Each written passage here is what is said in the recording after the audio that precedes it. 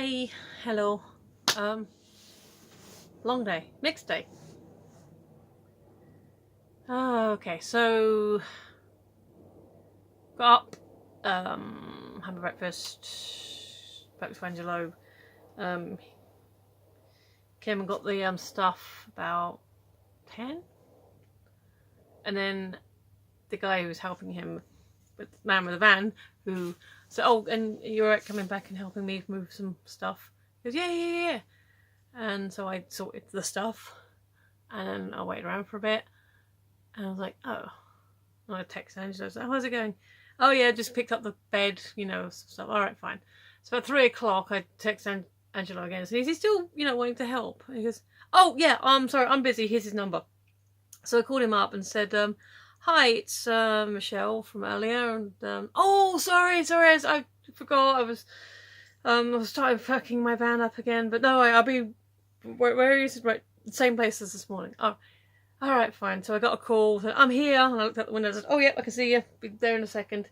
And basically, because I had everything moved to the door, the garage is empty. Aside from a few shelves, which going to break down. Well, himself's going to see if we can get rid of them first, like give them to someone, give them home. But otherwise, excuse me, very croaky at the moment. But otherwise, yeah, the garage is done. A few more last minute bits and pieces sorting out up here, but that shouldn't take too long to condense down. So yay, that's the yay. That's the happy part. I'm still sorting out all the cross stitch patterns and a few other bits and pieces. But I told him it'd be all tidy and look something a bit tidier than it is right now. So that's that part. And as far as I knew, I'd be working tomorrow, doing a week at Harlequin again. And I got a text at about 9ish saying, "Sorry for the late text, Harlequin have cancelled." Well, bum. So I text back and said, "Anything again the rest of the week? Do we know anything? I'm available tomorrow." He said, "No, I'll let you know. Keep your phone on." So hopefully I will get a call in the morning saying, "Oh, could you be here in 10 minutes?" I'm like, "No, but I can be there in 20 minutes." I'm like, "All right, fair enough." Otherwise, yeah, I guess there's not much more can be done in the garage, but I'll there's always something to do up here. Always something that needs sorting or tidying. So hopefully I'll get a call. Hopefully it won't be a problem. I also texted my other agency and said, "Hey, I'm available tomorrow. Early morning call tomorrow." What I am going to do, if I don't get a call from either of them in the morning, is yes, I will call up Jark and very politely talk to them and say, "Hey, so what happened? I hope it wasn't anything I said." And they'll probably be like, "Nah, they just run out of work for that day." Hopefully, it might just be today that's the problem. Tuesday that's the problem. And of course, I could have worked today. This is the thing that's kind of like, I could have had a day's work today, but had the stuff with the garage. Angelo needed the things to move in, and this is the day he'd arranged everything. So needs must. I am going to call the other agency. So it's Jark that I'm currently doing Harlequin with, or whoever else turns up, and Essentials is the one I've been working for the longest. So I'm going to definitely talk to Essentials tomorrow and say, "Hey, I haven't heard from you for a while. How's it going? Like, I haven't actually quit, right?" Because they seem to be a bit long committal at the moment, so that's a bit annoying. So yeah, that's on my mind. So I'm going to talk to both of them and say, "Hey, available, thank you," and see what happens. Throw it into the air. Meanwhile, if nothing else, I can probably get a couple. I won't be able to, even if I call up tomorrow and say, "Hey, can I have some holiday?" Although it might work out for next Friday. That might work. Actually, yeah, if I cash in my holiday, I might still give me some money for next week. That's a plan. Although obviously I don't want to bank it all now in case I do get some work. I can always do what I did last time and put it in savings. And then I've got it sat there. So yeah, that's a good thing. I haven't touched my savings yet. So that's still there. And I do have some money, not a huge amount, but I'm getting more money next week. So this Friday I'll definitely have money. And then depending if I get days this week. So this Friday isn't the problem. It's next Friday.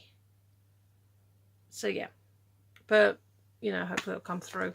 And so yeah, a bit of a coaster today. It was weird. I was having weird anxiety for like about an hour before I got the text. I thought, why am I all anxious? So yeah, there you go. That's today. Anyway, seriously, every time I've done that, it seems to give me a thumbnail for it, which is good. It's a good thumbnail.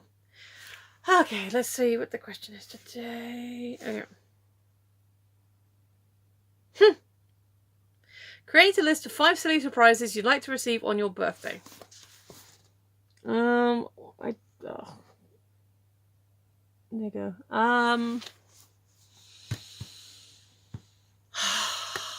I've always wanted to hug a lion. I know it's kind of a dangerous thing. It came from the original BBC production of Chronicles of Narnia, where they had an animatronic Aslan, and they had him on Blue Peter. And I'm like, I want to hug it. So maybe I don't know if that model of Aslan still exists. If it does, it might be very dusty. It depends how well they kept the mane. But yeah, I want to hug a lion. So that's a strange thing. I mean, you can get lion experiences. You can pay for them. Say silly or just crazy or silly surprises. Trouble is, you know, it's not a surprise if you know about it. That's just stupid. It's not even necessarily saying I want, but it did pop into my head, so now I have to share it with you. A date with an aardvark. That's not what I want, but that's what pops into my head. Why? Why? Why? Sorry, I got dry lips. Oh, I've done the Harry Potter set tour, so I'll go with the one that came into my head, which would be a Star Trek set tour.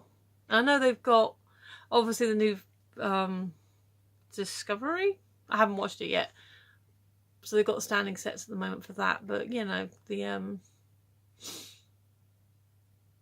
Enterprise D would be, you know, very cool. Or just a general walk around of the I mean, we could go sci-fi. The Wales experience, the Doctor Who experience in Wales is gone. I don't know where they've reset up. So yeah, set tour of Star Trek set tour. We'll get to sit in the captain's chairs. That'd be cool. Bit silly. Tightrope lessons.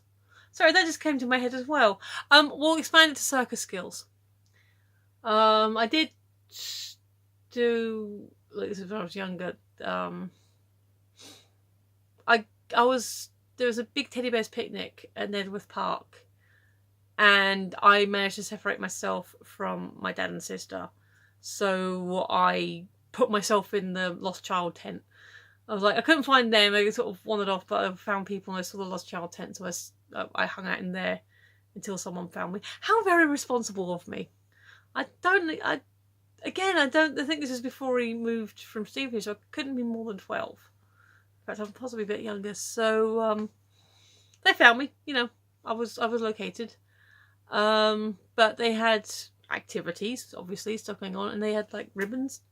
Like, so I was practicing juggling with the ribbons, and it kind of worked. I think it's because they're light. Juggling is something that I've always think it'd be kind of cool to learn, but I haven't had the patience to sort of teach myself. I did see a video about like learning to juggle, but you know, tips and hints, and one of the things I said, if you can, join a juggling club, because then, you know, especially if you've got a couple of you going in as beginners, you can sort of encourage each other and all this stuff. Whereas if you try and learn it on your own, you get very disheartened. So a circus skills day would be kind of fun. I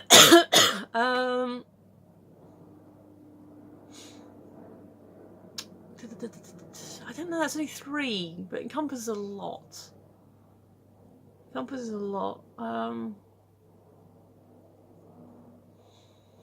Day at an amusement park. I like Chessington. I've been to Chessington a few times. I've never been to Alton Towers or Thorpe Park. And to sort of expand it out a little bit, there's a new one in North Utah called Evermore that Erin's like really keen on going on. In fact, he rather sweetly, I think it was kind of a retweet competition thing that he was trying his luck on, and you know, it was like, hey, name some people that you'd want to take with you on a day trip to Evermore. And he put he named a few people, don't get me wrong, but he put my name on the top of the list. I'm like, yay! that was cool. So yeah, a day at an amusement park, but realistically we want ones in England right now. Trouble is with that is my birthday's in February. So whilst we can do it, yeah, it's it'll be cold. Look, because the circus skills thing and the hugging lion and the studio tour and everything, they'll be indoors. But I guess get the tickets to, you know, a day out and then arrange it from when it's slightly better weather. I suppose that would work. And okay, I guess this is more appropriate for a February wedding. Birthday. I'll get married in February. Yuck. Penguin party.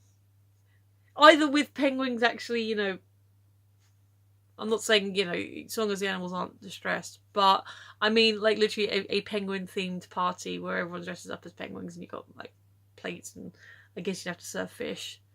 Yeah, just a party where everyone's dressed up like penguins or in black and white, and you know, king penguins got the yellow ones to give a bit there. But yeah, a penguin themed birthday party I think would be quite fun and definitely silly. So there you go. 5 things: hug a lion, circus skills, studio tour, amusement park, and penguin party. Yeah, there we go. That cheered me up a little bit doing that. So yeah, if you've been watching, thank you. I completely appreciate it. And I've been Michelle. You've been listening, and I will see you tomorrow. Bye.